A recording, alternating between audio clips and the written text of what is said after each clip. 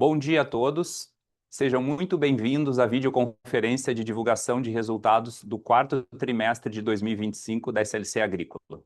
Meu nome é André Vasconcelos, sou gerente de Planejamento Financeiro e de Relações com Investidores. Presentes aqui comigo, nosso CEO, Aurélio Pavinato, e o nosso CFO e IRO, Ivo Brum. É um privilégio estar com vocês nesta manhã. Informamos que esta videoconferência está sendo gravada e será disponibilizada no site de RI da companhia, onde você encontra a respectiva apresentação. Destaco que para quem precisar de tradução simultânea, temos essa ferramenta disponível no Zoom, ícone do globo, com a descrição Interpretation, localizado no centro inferior da tela. Ao selecioná-lo, escolha o seu idioma de preferência, português ou inglês.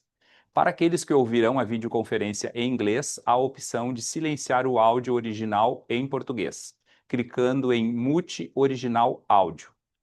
Para o Q&A, sessão de perguntas e respostas, orientamos que suas perguntas sejam enviadas via ícone de Q&A no botão inferior à sua tela. Por padrão da dinâmica, seus nomes serão anunciados para que façam sua pergunta ao vivo. Neste momento, uma solicitação para ativar seu microfone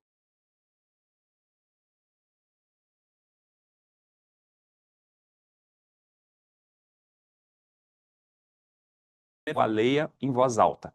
Ressaltamos que as informações contidas nesta apresentação e eventuais declarações que possam ser feitas durante a videoconferência relativas às perspectivas de negócio, projeções e metas operacionais e financeiras da SLC Agrícola constituem-se em crenças e premissas da administração da companhia, bem como em informações atualmente disponíveis. Considerações futuras não são garantias de desempenho. Elas envolvem riscos, incertezas e premissas, pois se referem a eventos futuros e, portanto, dependem de circunstâncias que podem ou não ocorrer. Investidores devem compreender que condições econômicas gerais, condições de mercado e outros fatores operacionais podem afetar o desempenho futuro da SLC Agrícola e conduzir a resultados que diferem materialmente daqueles expressos em tais considerações futuras.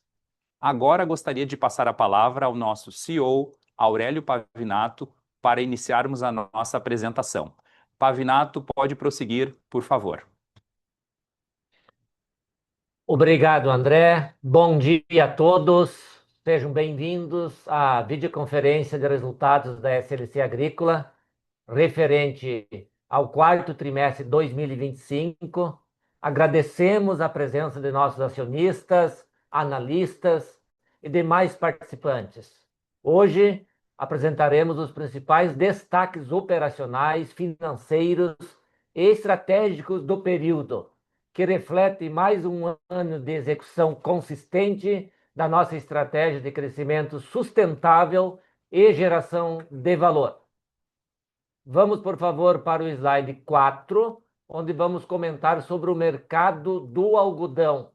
No ano de 2025, a cotação do algodão encerrou o período próximo a 65 centavos de dólar por libra-peso, refletindo um ambiente de mercado ainda pressionado pelos fundamentos globais de oferta e demanda.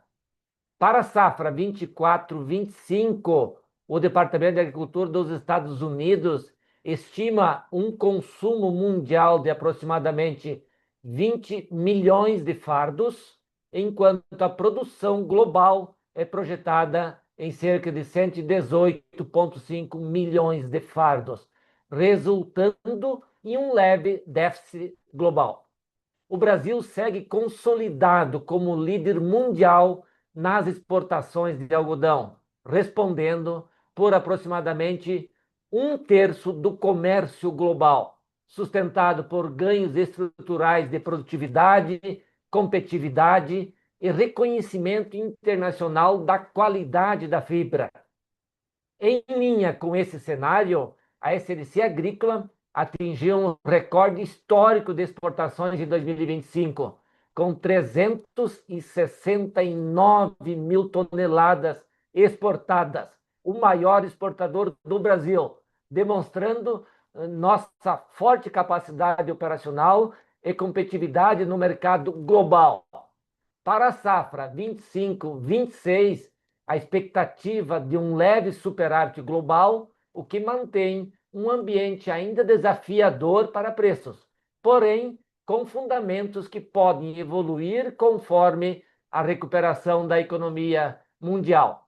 Em síntese, o algodão apresentou um ano moderado, com fundamentos estáveis e perspectivas de melhora no médio prazo. Vamos para o slide 5, por favor, para falarmos sobre a soja. Na soja, os preços internacionais apresentaram oscilações relevantes ao longo do ano, influenciados pelo avanço da colheita na América do Sul e pelas expectativas para a safra norte-americana. No mercado doméstico, parte dessa pressão foi compensada por prêmios positivos e pelo câmbio. A área plantada no Brasil cresceu aproximadamente 2%, totalizando 48,4 milhões de hectares, segundo dados da Conab. O Departamento de Agricultura dos Estados Unidos projeta um superávit de oferta de aproximadamente 3 milhões de toneladas apenas, um dos menores saldos positivos dos últimos anos. O ano foi positivo em termos de volume e exportações, embora desafiador em relação aos preços, exigindo disciplina comercial e foco em eficiência operacional. Vamos avançar para o slide 6 para falarmos sobre o milho. Em 2025, o mercado de milho apresentou uma dinâmica distinta entre os mercados interno e externo, com destaque para a forte demanda doméstica, impulsionada pelo crescimento da indústria de etanol de milho. Apesar de movimentos negativos de curto prazo, os preços encontraram importantes níveis de suporte no mercado interno. No cenário global, o balanço entre oferta e demanda indicou produção superior ao consumo, em cerca de 11 milhões de toneladas. O milho apresentou um ano de equilíbrio saudável, com menor dependência do mercado externo e crescente relevância do consumo doméstico. Vamos para o slide 8 para falarmos sobre o nosso desempenho operacional na safra 24-25. A safra apresentou desempenho operacional consistente.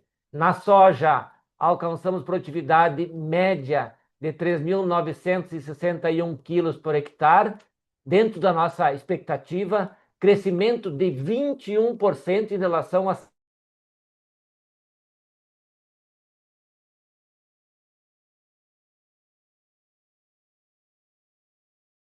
quilos de pluma por hectare de algodão e 8.304 quilos de milho por hectare, sendo esta última um recorde histórico para a companhia.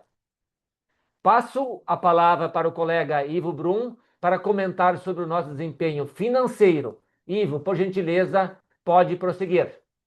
Obrigado, Pavinato. Bom dia a todos. Podemos avançar para o slide 10, onde trazemos alguns destaques do nosso demonstrativo de resultado. A receita líquida encerrou o ano em 8,6 bilhões, com destaque para o recorde de volume e receita faturada, refletindo a melhor produtividade da safra 24-25 frente à safra 23 e 24, especialmente para a soja e milho, além da valorização dos preços do milho, caroço de algodão e do rebanho bovino. No período, registramos o EBITDA ajustado de 2,6 bilhões de reais, com margem de 31,2%, um lucro líquido de 565 milhões de reais, crescimento de 17%. A geração de caixa foi negativa, em 929 milhões de reais, o que reflete o nosso ciclo de investimento, que totalizaram no ano o valor de 1,3 bilhão. Entre eles, podemos citar 329 milhões da última parcela da aquisição da participação minoritária da SRC Lendicom, 362 milhões pela aquisição da Fazenda Paladino e outros 383 milhões referente à primeira parcela da aquisição da Sirente Agro. Além disso, em 2025, pagamos 641 milhões de dividendos, 241 milhões pertinentes ao exercício de 2024 e 400 milhões referentes ao pagamento antecipado de dividendos e JCP do exercício de 2025. Podemos agora avançar para o slide 11, onde apresentamos a posição do nosso endividamento. Mesmo diante de um ciclo robusto de investimentos e de uma política consistente de distribuição de dividendos, encerramos o exercício com dívida líquida ajustada de 5,2 bilhões, mantendo uma alavancagem controlada com relação entre dívida e EBITDA ajustado em 1,97 vezes, o que evidencia a disciplina financeira e a solidez de balanço da companhia. No slide 12, temos o perfil do endividamento. A evolução do perfil do endividamento com 78% da dívida no longo prazo e prazo médio de 1.168 dias. Teve uma importante evolução quando comparado com 2024, onde estavam 69% da dívida no longo prazo. Esse movimento reforça a solidez do balanço e amplia a capacidade de financiar o crescimento com disciplina. Em termos de investimentos realizados em 2025, no slide 13, apresentamos o breakdown entre manutenção e crescimento. No acumulado do ano, 68% do CAPEX foi direcionado a investimentos em expansão, totalizando 1,2 bilhão, evidenciando o foco da companhia em crescimento estruturado e aumento da capacidade produtiva.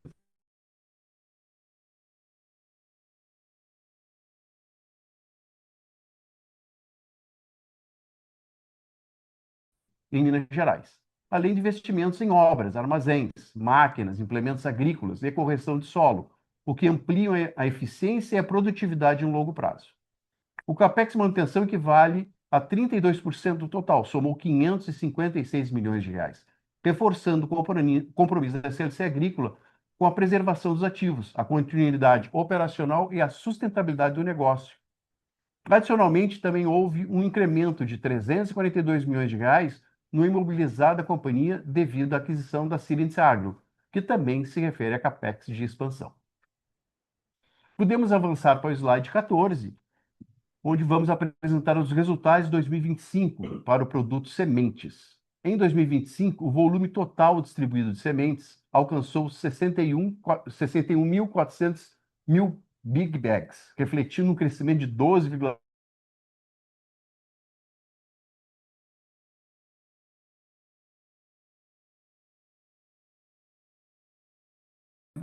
12.464 Big Bags, a operação Intercompany, e 17.238 Big Bags ao consumo interno, evidenciando a robustez e a diversificação do modelo de negócios. Na soja semente, encerramos o período praticamente em linha com a meta, 0,6% abaixo da estimativa inicial, e com um crescimento expressivo de 13,8% em relação ao ano anterior. Resultado relevante considerando o ambiente de mercado mais complexo e competitivo. No algodão semente, a performance ficou em 10,5% abaixo da meta. O mercado ainda se encontra em fase de desenvolvimento, mas que segue como oportunidade estratégica de médio e longo prazo dentro do nosso portfólio. Em linha com a estratégia de crescimento e maior cobertura de margem, avançamos de forma consistente na ampliação dos canais de venda direta para terceiros, o que se refletiu com um aumento de 5,7% no volume faturado para esse público. Além disso, fortalecemos nossa presença regional e ampliamos a participação no mercado. Vamos avançar para o slide 15 para falarmos sobre a distribuição do lucro líquido da controladora. A proposta da administração ratifica a distribuição do lucro líquido ajustado da controladora. A companhia já distribuiu em 2025, de forma antecipada, 400 milhões de reais a título de dividendos e juros sobre capital próprio. Essa distribuição corresponde ao dividend yield de 5,6% e um payout de 76%, evidenciando o compromisso da companhia com a remuneração consistente dos acionistas, mesmo em um ano de forte expansão e investimentos. Devolvo a palavra ao Pavinato, que irá apresentar as perspectivas para a safra 25-26 e 26-27. Obrigado, Ivo. No slide 17, demonstramos a evolução da área plantada da safra 25-26, a safra atual. Avançamos de forma consistente na expansão da área plantada, crescimento de 14% na safra 25-26, totalizando 837 mil hectares, em linha com a nossa estratégia de crescimento asset light. Vamos para o slide 18 para verificarmos o status da safra atual. Na soja, Até o dia 6 de março, 54% da área já havia sido colhida. A expectativa é concluir a colheita com produtividade de 4.036 quilos por hectare, em linha com o nosso projeto inicial e recorde histórico da companhia. O algodão de primeira e segunda safra está 100% plantado. A primeira safra encontra-se em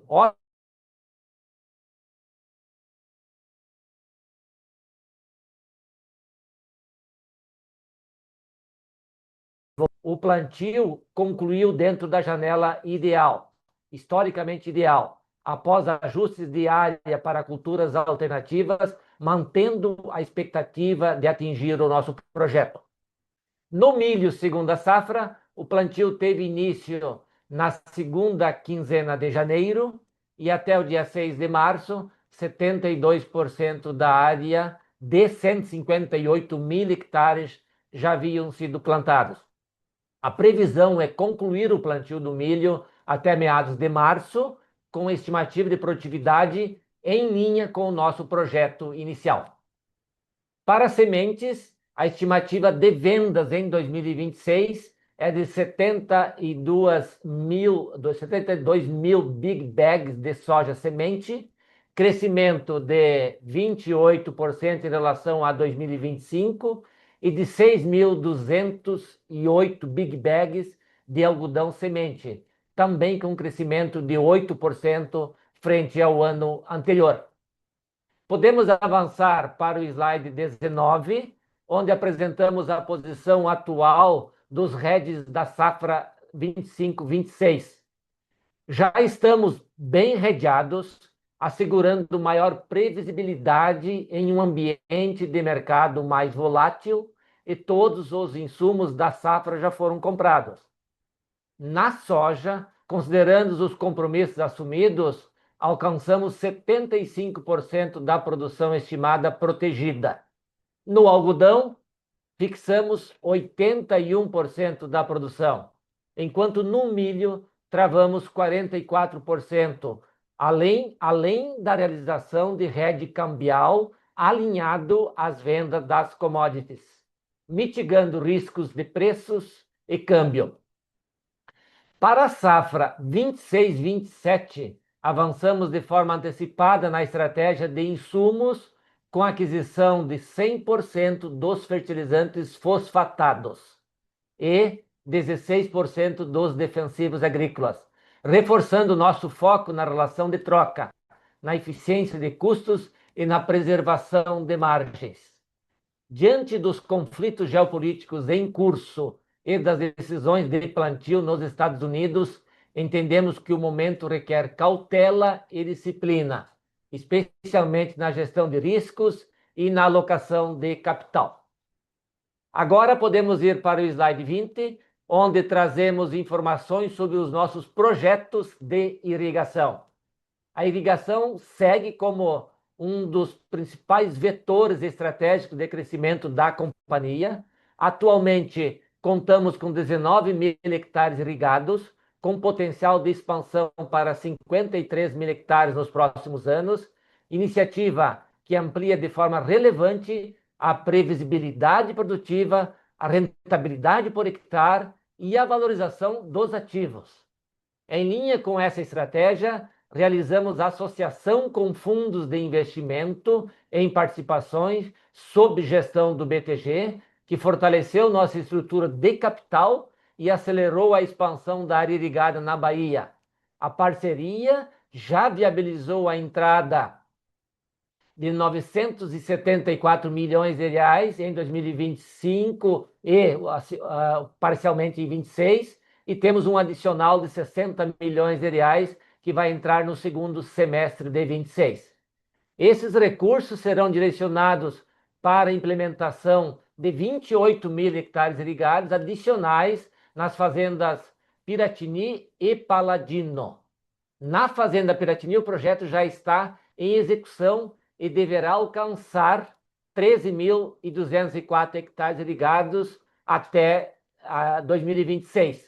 Na fazenda Paladino, a irrigação será incorporada desde a fase inicial de desenvolvimento do ativo, abrangendo 14.730 hectares, com implementação prevista entre 2028 e 2030, conforme a obtenção das licenças necessárias.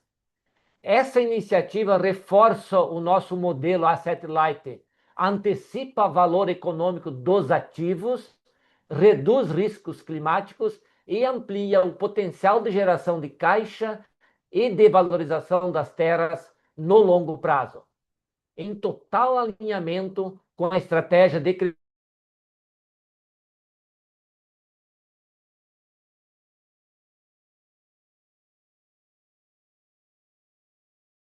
em termos de ISD e premiações. A agenda ISD seguiu plenamente integrada à estratégia corporativa. A companhia firmou parcerias estratégicas para a agricultura regenerativa e crédito de carbono, avançou em economia circular e concluiu, em parceria com a Fluere, a maior operação automatizada de apuração de emissões de gases de efeito estufa do agro brasileiro, monitorando 100% da área operada pela Excelência Agrícola.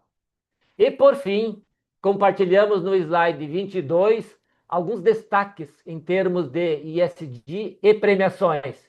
Em 2025, fomos amplamente reconhecidos por nossas práticas e resultados, com destaque para o prêmio Fazenda Sustentável, o selo ouro do Programa Brasileiro GHG Protocol, o prêmio Melhores do ISG da revista Exame e o prêmio MESC da SLC Sementes.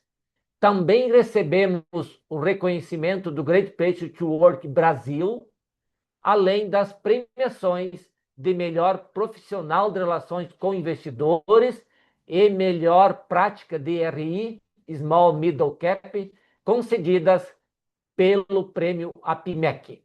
Adicionalmente, a Excelência Agrícola liderou o ranking da Institutional Investor em 2025, nas categorias agronegócio, agribusiness e small cap, conquistando o primeiro lugar em todas as categorias avaliadas pelo Latin America Executive Team, reforçando nossa posição de referência em governança, estratégia e relacionamento com o mercado. Agradecemos a presença de todos e, neste momento, abrimos para a sessão de perguntas e respostas. André. Agora daremos início ao início do Q&A, lembrando sempre que para fazer perguntas solicitamos que sejam enviadas via ícone de Q&A no botão inferior da sua tela. Por padrão da dinâmica, seus nomes serão anunciados para que façam sua pergunta ao vivo. Neste momento, uma solicitação de ativar seu microfone e câmera aparecerá na tela. Caso não queira abrir o seu microfone ou câmera, favor escrever sem microfone e câmera ao final da pergunta para que eu a leia em voz alta. A nossa primeira pergunta, então, é do senhor Gabriel Barra, do CIT. Então, Gabriel, por favor, pode fazer a sua primeira pergunta, então, abrindo a sua câmera e seu áudio.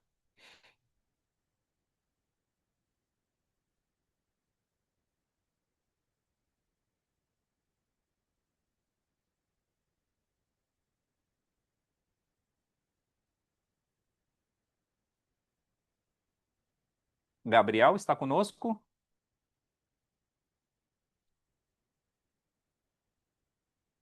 Vamos passar, então, para a nossa segunda pergunta. Então, vem da senhora Isabela Simonato, do Bank of America. Isabela, por favor, pode abrir o seu áudio e o seu vídeo. Fazer a sua pergunta. Opa, pessoal, bom dia. Obrigado por pegar minhas perguntas aqui. Eu tenho duas aqui do meu lado. Primeiro, para tentar entender os seus possíveis impactos do conflito no Oriente Médio na companhia. Primeiramente, assim, a gente tem visto uma subida no preço do petróleo e dos fertilizantes por conta das disrupções logísticas. Nesse cenário, eu queria entender como é que vocês veem esse outlook impactando os preços de grãos e como é que isso pode impactar a SLC.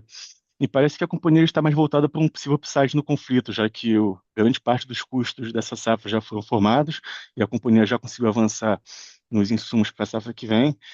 E eu queria entender se faz sentido esperarmos que essa possível aumento de preço de grão seja um pouco atrasado, tendo em vista o que o Pavinato apresentou, dada a expectativa de crescimento de estoques na safra 25-26 para as principais culturas.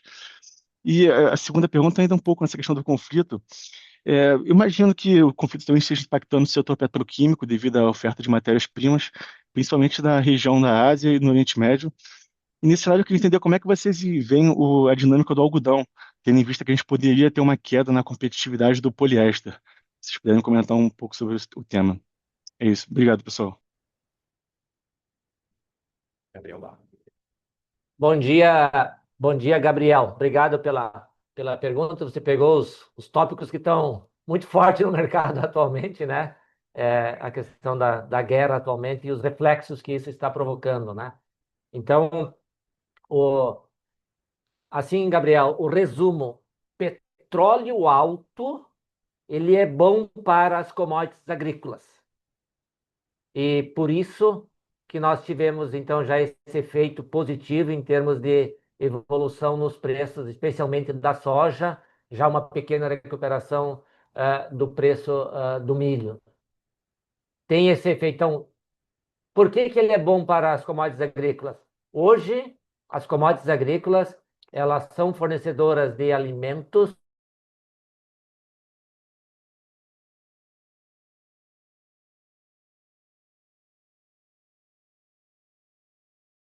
em torno de 100 milhões de toneladas, elas são destinadas, o óleo desta soja é destinada para biocombustíveis. Como o petróleo subiu mais de 40%, o óleo de soja também subiu 41% nesse período, né? Então, ele é um impulsionador de demanda de produtos agrícolas como fonte de energia, assim como o etanol de milho acaba sendo fonte de energia. Por isso que o resumo que a gente faz, que é petróleo alto, energia alta, acaba sendo positivo para o mercado das commodities agrícolas. Então, esse é um efeito positivo. Especificamente na cultura do algodão, para depois falar na questão dos insumos, na cultura do algodão, a primeira impressão que a guerra, que todo esse conflito possa gerar algum arrefecimento na demanda, mas, ao mesmo tempo, o grande competidor do nosso algodão é o poliéster, e o poliéster estava a 40 centavos por libra. O poliéster subiu para 54 centavos por libra. Então, essa subida do preço do poliéster, ele é um sustentador de preços do algodão e a competição entre as duas fibras ela acontece por uma questão de custo de fabricação. Então, realmente, essa mudança do preço do petróleo e do preço do poliéster deverá dar sustentação ao preço do algodão, inclusive gerando motivação para subida nos preços do algodão. Então, o resumo que a nossa leitura, que essa guerra, que essa energia alta, em resumo, vai ser positivo para o mercado de commodities agrícolas, assim como foi em eventos passados, quando tivemos custo de energia alto. O lado negativo é o custo de produção. Toda a fabricação dos insumos agrícolas, especialmente o nitrogênio, ele é o mais afetado. Tem um efeito direto da fabricação da ureia que o Irã produz, apesar de que o volume que o Irã produz de ureia ele é pouco significativo no mercado internacional do nitrogênio. O mundo produz e consome 115 milhões de toneladas de nitrogênio. O Irã produz 3,15 milhões de toneladas apenas, e ele exporta 1,35 milhões de toneladas de nitrogênio. Ou seja, as exportações de ienes do Irã representam 1,2% do consumo global. Além disso, num evento como esse de elevação significativa dos preços dos fertilizantes,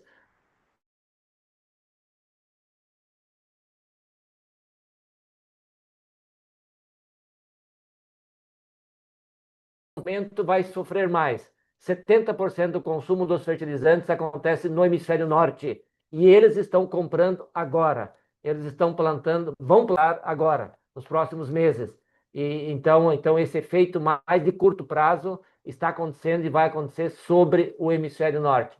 Por isso que a gente tá com tranquilidade, na verdade, enfrentando esse momento de oscilações, mas com uma visão, com uma perspectiva mais positiva do que negativa. Tá ótimo. Muito obrigado, pessoal. Foi claro. Obrigado, Barra. Vamos então agora passar a próxima pergunta para a senhora Isabela Simonato, do Bank of America. Isabela, por favor, pode fazer a sua pergunta, abrir a sua câmera e seu áudio.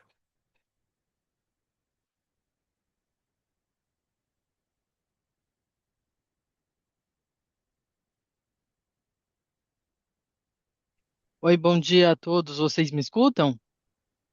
Escutando bem. Positivo. Bom dia, Pavinato, Ivo, André, obrigada pelo call. Acho que ainda é um pouco na discussão de mercado de grãos, né? Acho que esse realmente é o tema. É, Começar primeiro pelo algodão, né? Acho que quando a gente olha talvez os dados preliminares ali do USDA para a safra, para a próxima safra, acho que a gente está chegando num nível de estoque sobre consumo bastante baixo, né? E na verdade essa oferta mais deprimida, ela não tem feito tanto preço, né? Realmente parece uma história de demanda.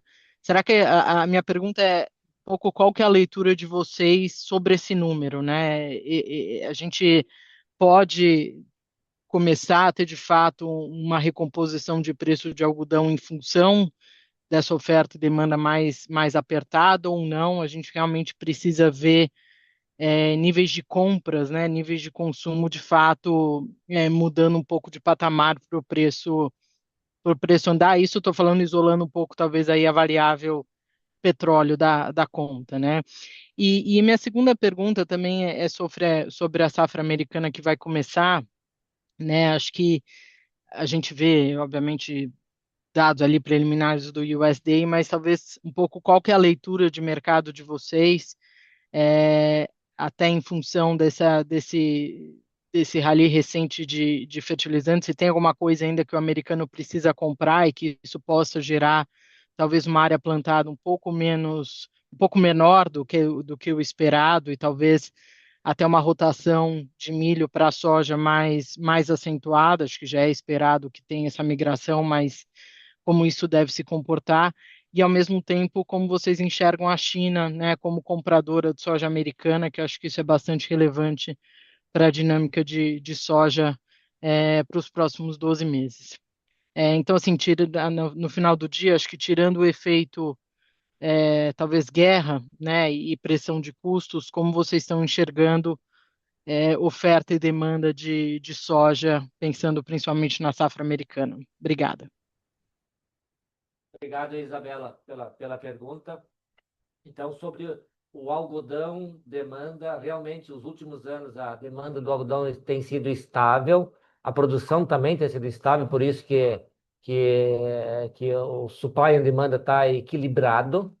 Os preços do algodão, ao longo dos últimos anos, eles cederam mais por uma questão de competição com o poliéster. O poliéster veio caindo o preço de 50 para 40 centavos por libra, e aquilo que eu comentei anteriormente, essa retomada do preço do poliéster, ele é sustentador de preços de algodão.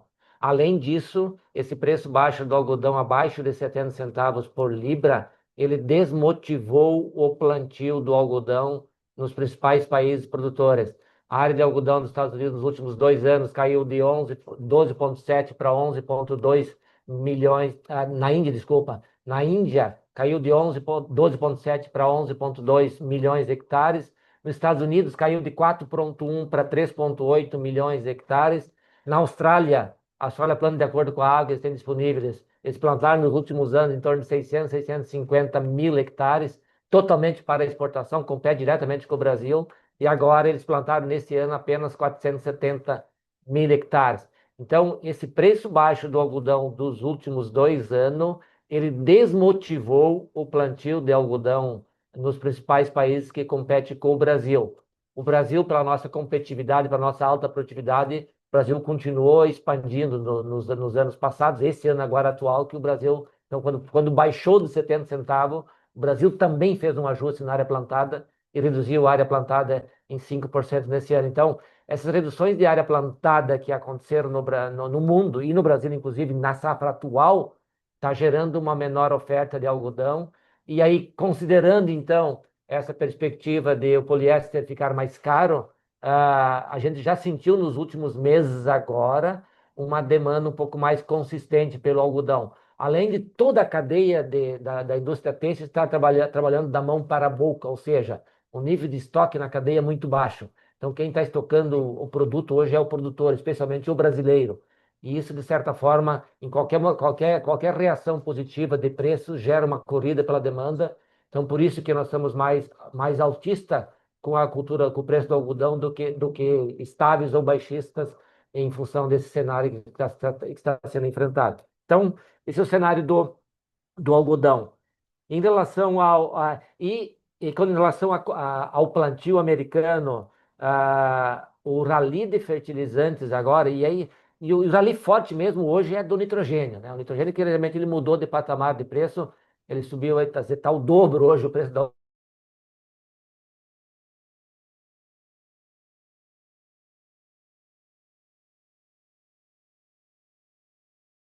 e o algodão. Então, o que que vai acontecer agora no plantio americano? Eles deverão reduzir a área de milho, reduzir a área de algodão e plantar mais soja. Essa é a lógica com essa questão do custo alto de produção do milho com esse preço do nitrogênio.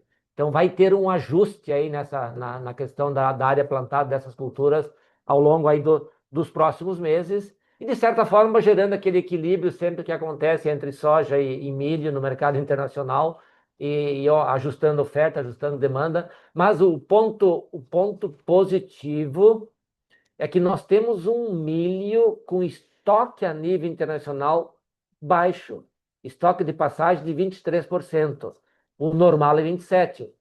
Nós temos uma soja com estoque alto, acima do estoque normal de 27%, que hoje está em 30%.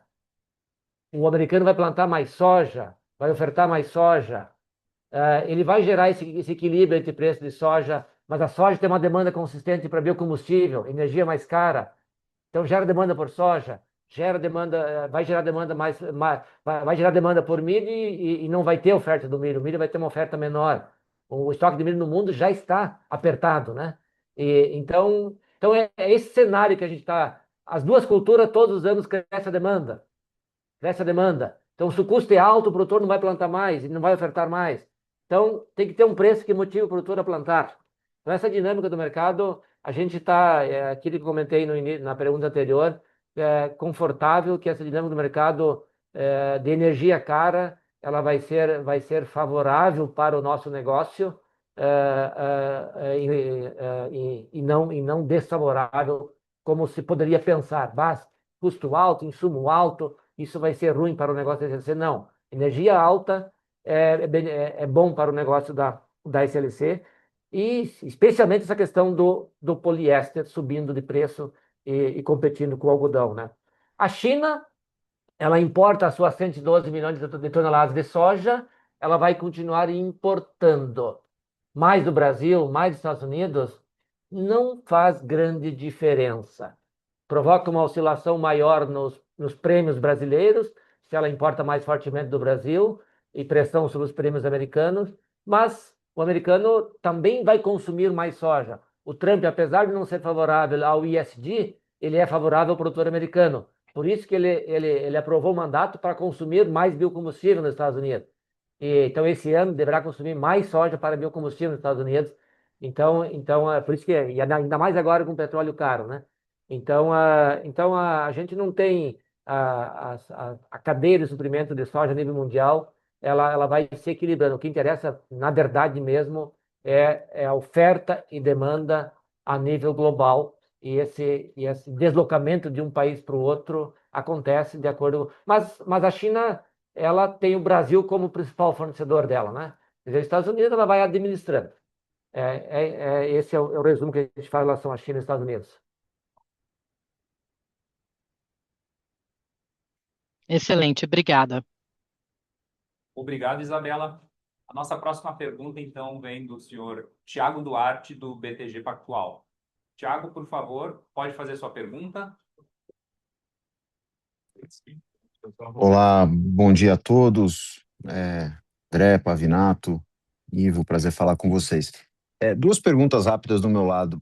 A primeira, dada essa questão, principalmente do nitrogênio, Pavinato, vocês podem relembrar a gente que você entende ser um prazo limite para vocês começarem a adquirir nitrogênio, imaginando que essa situação se estenda por mais alguns meses, pensando na safra 26, 27, né? Mais para a gente relembrar um pouco o calendário, a situação que a gente viveu lá atrás, né? Na guerra da Europa, na Ucrânia, né? Que eu acho que pode ser parecido com o que a gente está começando a ver agora. E aí a minha segunda pergunta e agora falando menos de SLC e mais como vocês veem o restante da indústria no Brasil, né? Você mencionou bem na tua última resposta, Pavinato, como o Brasil, né, esse ano já reduziu a área de algodão conforme os preços foram caindo. E a nossa percepção, olhando para a soja em particular, é que as margens do produtor médio no Brasil, que de novo não é o caso da SLC, mas do produtor médio, elas começam a ficar bastante apertadas, olhando o preço hoje, câmbio, e os custos estão se desenhando para 26, 27. Eu queria ouvir de vocês se vocês entendem, né? A área de soja cresce todo ano há bastante tempo, área plantada. Se vocês entendem que a gente pode ver para a próxima safra na soja algo como a gente viu no algodão, ou você entende que a discussão de soja, por ter a safrinha de milho, é uma discussão diferente? Queria mais entender como vocês acham que a oferta do Brasil responde aos níveis de margem que a indústria no agregado começa a ver agora. Obrigado. Perfeito, Tiago. Obrigado pelas perguntas. O nitrogênio nós utilizamos no algodão e no milho. A gente começa a utilizar o nitrogênio em dezembro. Em dezembro, nas fazendas que plantam o algodão safra mais cedo. Ou seja, nós temos um prazo para comprar esse nitrogênio no máximo início de setembro. E isso é uma parte do volume. A maior parte do volume é utilizado na segunda safra de algodão, então e segunda safra de milho. Então, ambos a gente vai utilizar o nitrogênio lá em fevereiro do ano que vem. Então, teria alguns meses a mais para comprar. Então, a gente pode fazer compra parcelada desse nitrogênio. Então, a gente tem um tempo para comprar esse nitrogênio. E dentro de uma lógica que a guerra não vai perpetuar por longo prazo, o mesmo que perpetue, assim como aconteceu com a Ucrânia, os efeitos dela não se perpetuarem por longo prazo, a lógica é que vai ter esse ajuste aí nas fontes de N ao longo dos próximos meses, a gente consiga comprar com preço menor do que está hoje e consiga compensar também, mesmo que custe um pouco mais caro o nitrogênio para a próxima safra, a gente consiga compensar com preços das commodities um pouco mais alto, e aí isso acaba compensando e a gente conseguindo manter um nível de rentabilidade. Sobre o setor, Tiago, realmente a nossa leitura, e quando a gente olha assim, o histórico de custos, o histórico de preços, e no caso do Brasil, o histórico do preço da soja, que é a grande cultura, ele está praticamente estável nos últimos 3 anos, né? A soja fica ali entre 100 e 120 reais por saca, e independente do câmbio, independente do preço de Chicago, não tem oscilado muito disso, né? Então, nós estamos com um preço estável há 3 anos e com um custo que subiu. Quando você olha o setor como um todo, 2000, a safra atual 25, 26, os fertilizantes na safra atual custaram mais caro para o setor do que o custo anterior. Então, em tese, o custo desse ano é maior do que o custo da safra passada e isso gera pressão nas margens, né? Aí, aí o milho está entrando como sendo uma cultura que está gerando um benefício ao produtor e que está sustentando o fluxo de caixa dele. Por isso que, de certa forma, é surpreendente como o produtor está conseguindo continuar expandindo a área plantada, mesmo nesse cenário de margens apertadas. E talvez uma das explicações é esse nível de geração de caixa que o milho está proporcionando.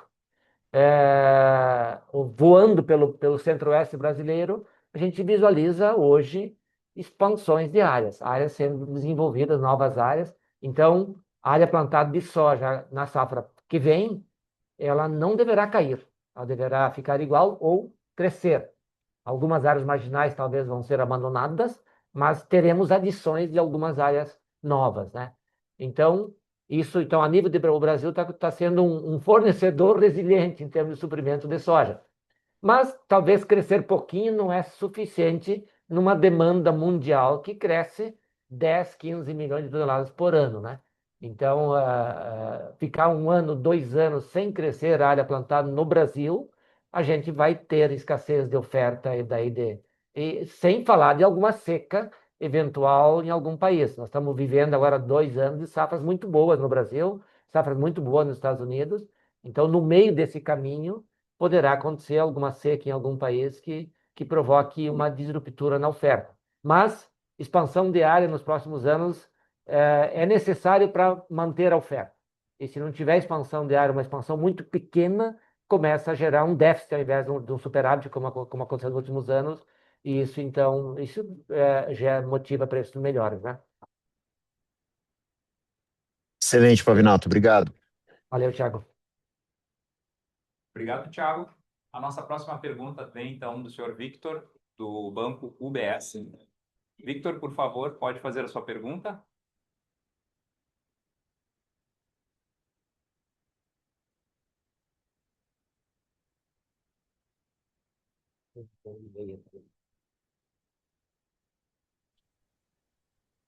Bom dia, Pavinato, Ivo, André. Obrigado por pegarem as minhas perguntas. Minha primeira pergunta, até expandindo nas discussões anteriores feitas em relação a preço de fertilizante, se vocês puderem compartilhar com a gente como que vocês estão pensando em custo por hectare para 26, 27, em relação à safra atual, dado que estamos vendo até aqui em relação a preço de insumos. E a minha segunda pergunta é sobre alocação de capital, com a dívida líquida EBITDA finalizando o ano de 2025 abaixo de 2 vezes, eu gostaria de entender se a prioridade para esse ano de 2026 é seguir desalavancando ou se a distribuição, eventualmente uma distribuição de resultado para acionista mais elevada, novas aquisições ou projetos de expansão, estão na mesa nesse nível de alavancagem. São essas duas. Obrigado. Deixar o Ivo responder essa, Victor. Bom, Victor, sobre a questão dos preços fertilizantes e os custos para a próxima safra, a safra atual está definindo os custos, né? A gente já comprou 100% de fertilizantes, então esse não tem mais impacto, a gente já divulgou um aumento de 9% com relação ao ano anterior. Com relação à próxima safra, como o Pavinato comentou, agora não é o momento de comprar, né? É um momento que nós estamos em um estresse de mercado, né? A gente tem uma expectativa de manter os preços nos status atual, tá? Por quê? Porque o câmbio, por um lado, diminui, né? Então, ou seja, nós temos uma valorização do real e, dessa forma, a gente acaba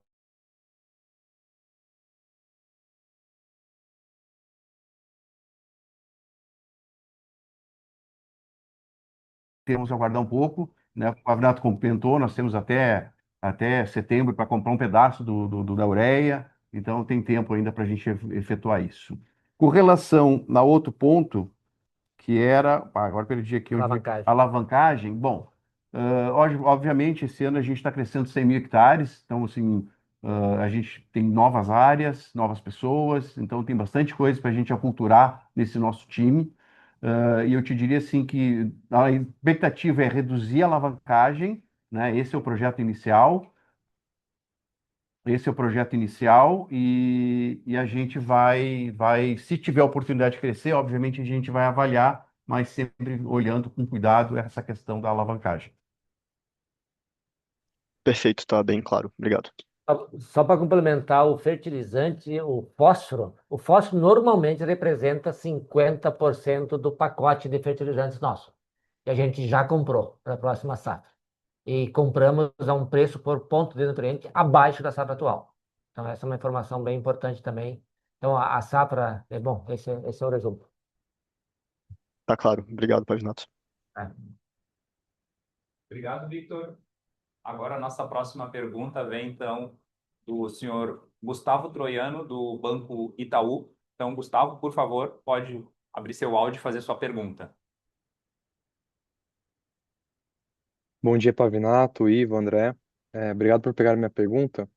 O primeiro ponto que eu queria explorar com vocês, né? Ontem a gente viu uma notícia e bastante ruído no mercado, de um grande player suspendendo exportação de soja para a China. Eu queria pegar a visão de vocês, se vocês acreditam que isso é algo pontual, ou se você tem visto eventualmente outros players com essa mesma postura.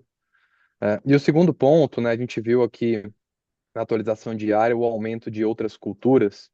Queria confirmar com vocês se foi uma questão mesmo de só confirmar o entendimento, se foi uma questão de alocação de mix em função da janela, ou entender se teve alguma cultura ali que vocês aumentaram direcionalmente a área em virtude de margem ou alguma visão mais positiva olhando para o médio e longo prazo, eventualmente eucalipto, enfim, pegar um pouco dessa visão ali do mix. Esses são meus pontos. Obrigado. Obrigado, Gustavo, pelas perguntas. Ah, aquilo que eu comentei anteriormente sobre a China, né? Se ela não importar de um país, ela vai importar de outro, né? Então a China ela tem essa dinâmica do mercado, né? Se um país não exportar para a China, vai exportar para os demais países, né? Então essa dinâmica do mercado dos grãos e da soja, especialmente, isso acaba não gerando uma grande efeito sobre a precificação da commodity, né?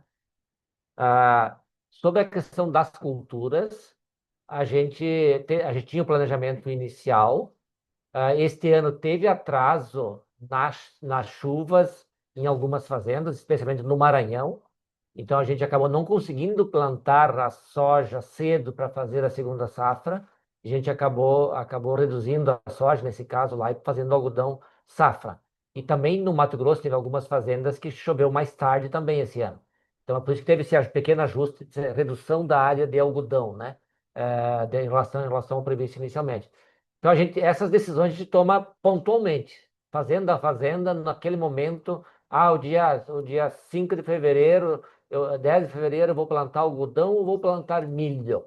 A gente faz a conta da margem de contribuição naquela fazenda, quanto que gera de margem de contribuição, e aí decide plantar uma cultura ou plantar a outra. Então, esse ajuste fino sempre acontece, né? Dependendo da evolução do plantio e evolução da margem de contribuição de cada cultura. Tá claro, obrigado, Pavinato.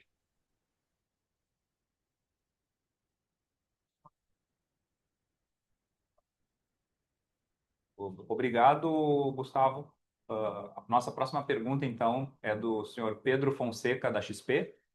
Pedro, por favor, pode abrir seu áudio.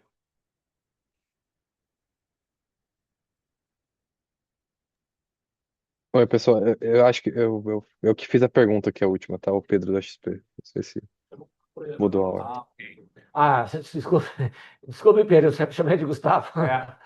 Eu acho que eu que acabei atropelando aqui porque apareceu desmutar, eu peço desculpas aí. Não, Desculpa, ok. Gustavo. Não, tranquilo. Gustavo, então, por favor, pode fazer sua pergunta, Gustavo do Itaú.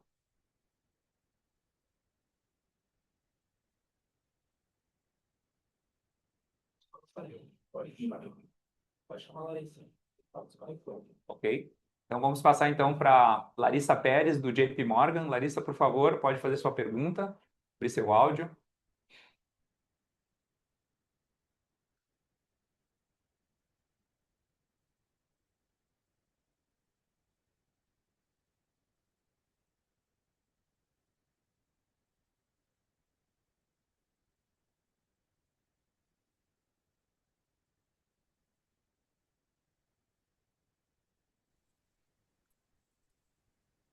Oi, pessoal, bom dia. Vocês me ouvem direitinho? Positivo. Sim.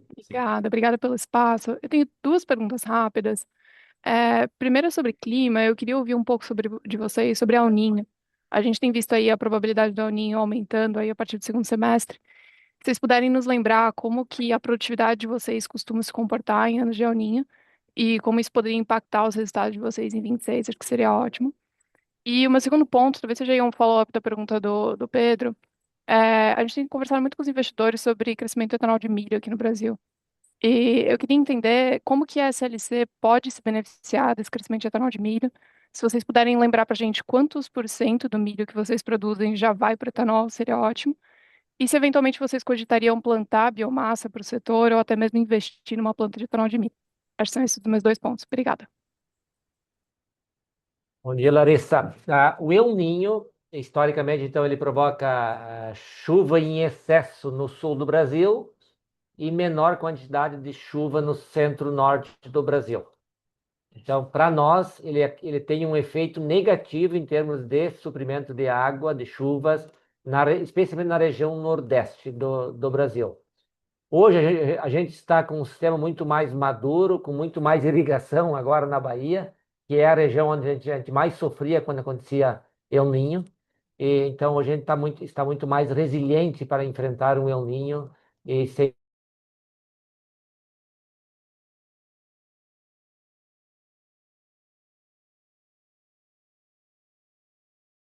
região Nordeste. O Centro-Oeste ele oscila, tem anos de El Niño que sofre um pouco, tem anos que não sofre em relação à questão das chuvas, né? Então, esse é o resumo. A previsão para a próxima safra é um El Niño fraco. Até agora aí está marcando o El Niño, para ser El Niño, a água tem que ficar mais quente, meio grau. E a previsão é que fique ali até 1 grau mais quente. O El Niño forte é quando fica 2 graus, 2,5 graus mais quente a água do Pacífico lá na região equatorial. Então, essa é a previsão atual. Isso pode mudar ao longo dos meses, mas esse é o cenário que nós temos atual para a próxima safra, né? Etanol de milho, a gente fornece um grande volume, mais da metade da nossa produção de milho tem ido para o consumo de etanol. Então, realmente, o mercado de etanol, de milho, ele é um demandante consistente, ele é um demandante que ele compra futuro, a gente gosta de vender futuro, então a gente acaba vendendo bastante milho para etanol. Nós estamos nas regiões onde as indústrias de etanol estão, nós estamos lá no Maranhão, onde a Impasa tem a indústria, nós estamos no Mato Grosso, onde várias empresas têm a indústria de etanol, então a gente hoje é um grande fornecedor de milho para etanol, e isso ajuda na liquidez e ajuda na precificação também.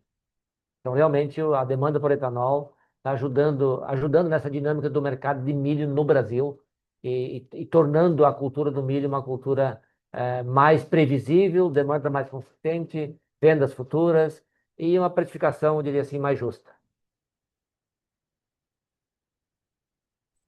Obrigada, pessoal. Ficou super claro. Obrigado, Larissa. Agora, então, vamos para a nossa última pergunta. A Júlia Rizzo, do Morgan Stanley. Júlia, por favor, pode fazer sua pergunta.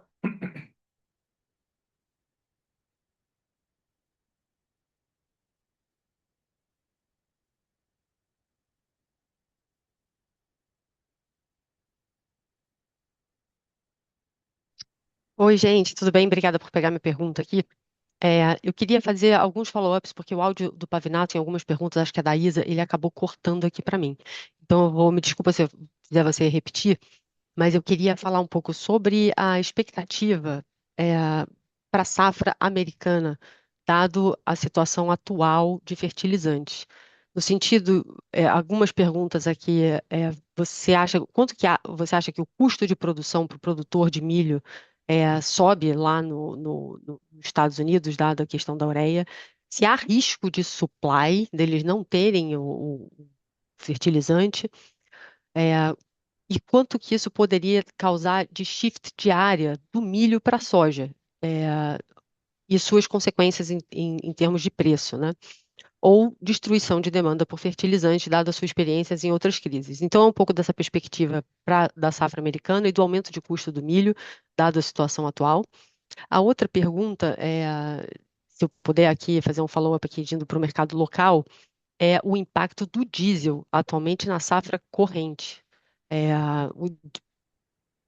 Dado a situação da guerra, a gente já está vendo o preço do diesel subir em alguns lugares, temos a questão das importações que estão com dificuldade.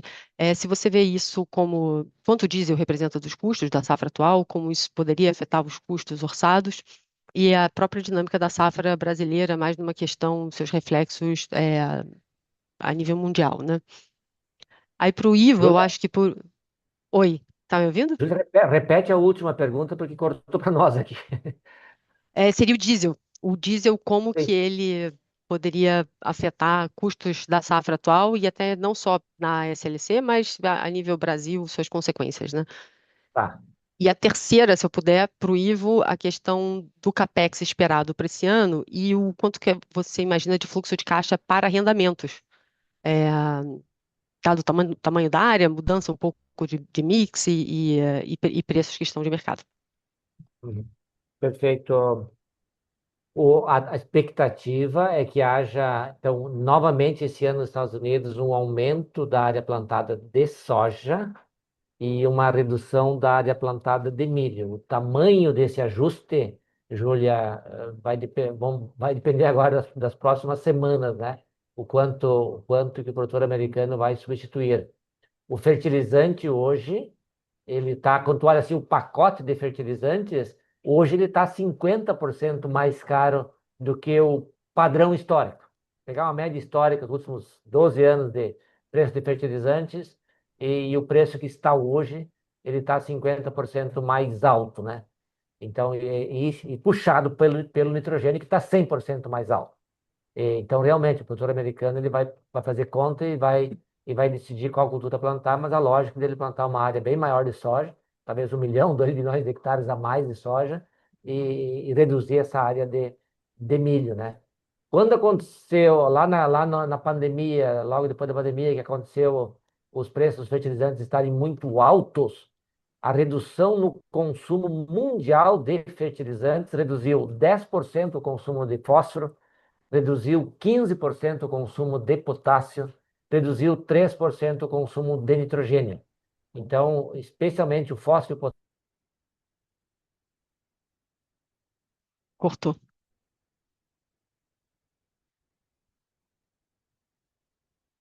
Cortou aí para Preços altos, vocês também?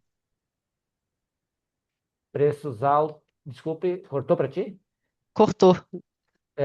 Então, a demanda de fertilizantes ela é sensível aos preços altos, né? Quando os preços estão muito altos, como está o nitrogênio agora, ele acaba ajustando um pouquinho a demanda em função desses preços altos. Mas o nitrogênio não é tão sensível porque o nitrogênio é um nutriente que não tem estoque no solo. Todo ano o produtor precisa utilizar. O fósforo e o potássio que tem estoque no solo, aí ele é mais sensível ao preço alto. Lá na crise de 2021 o consumo no ano seguinte reduziu 10% de fósforo e 15% do potássio a nível mundial, né? Então teve um ajuste na demanda em função dos preços muito altos, que acontecerá novamente se os preços ficarem altos, os preços subirem mais, no caso de fósforo e potássio, né? Bom, o diesel no Brasil, ah, o diesel no Brasil ele vai sofrer as consequências do aumento do preço internacional, né? Então tem o preço em dólar subiu, no Brasil tem o câmbio que está apreciando, então acaba compensando um pouquinho a subida do preço internacional, mas mais hoje ou mais amanhã a Petrobras deverá ajustar os preços. Obviamente é um ano de eleição, tem toda a questão política por trás de ajuste de preço de combustíveis, Desculpa, eu né? estou pensando mais agora, porque a gente tem visto notícias de que está faltando diesel em alguns lugares para safra ou que os distribuidores Nós, estão nós, vendendo diesel nós, muito caro. nós não estamos sentindo ainda esse efeito diretamente com a nossa operação, né? A nossa operação. Então, a gente não está sentindo esse efeito ainda na nossa operação. E até porque nós temos É, contratos, né, Pavinato? Então, a os gente, a contratos com gente as tem distribuidoras, né? contrato de fornecimento com a distribuidora, então a gente não está sentindo esse efeito na operação nossa, Júlio. Ótimo, Ivo, obrigada. Capex? Capex, bom, Capex, Júlia, o que a gente tem, historicamente, a gente tem gasto R$ 1 bilhão de Capex entre manutenção e expansão, né? Metade disso geralmente é manutenção. Esse ano é um ano que a gente tem investimento em irrigação, nós estamos terminando também uma godoeira lá no Piauí, então deve ficar dentro desse histórico, né? E sobre os arrendamentos, a gente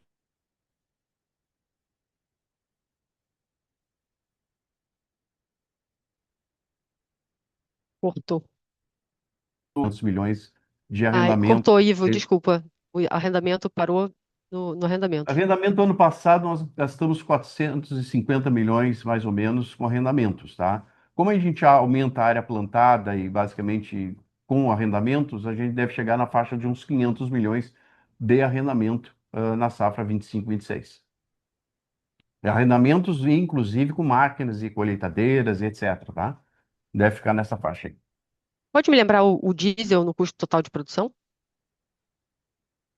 O diesel específico? É que o O diesel combustíveis. é que a gente usa em diversos itens, né? Eu teria que olhar ali o detalhamento, não é muito representativo isso, mas 3, Não, 4, 3, 4%. 3%, 4. 3, né? 4% do custo de produção. Ah, Em torno de 4% do custo de produção. mas Nossa. assim, já estamos com a colheita de soja praticamente finalizada. Nós estamos falando agora só falta basicamente a colheita do milho e do algodão, né? Então, tem que ponderar muito isso aí.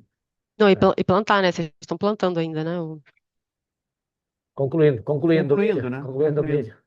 Tá bom. Certamente não vai ter impacto de preços de diesel nesse final de plantio aí. É. Maravilha, gente. Muito obrigada. Tá bom.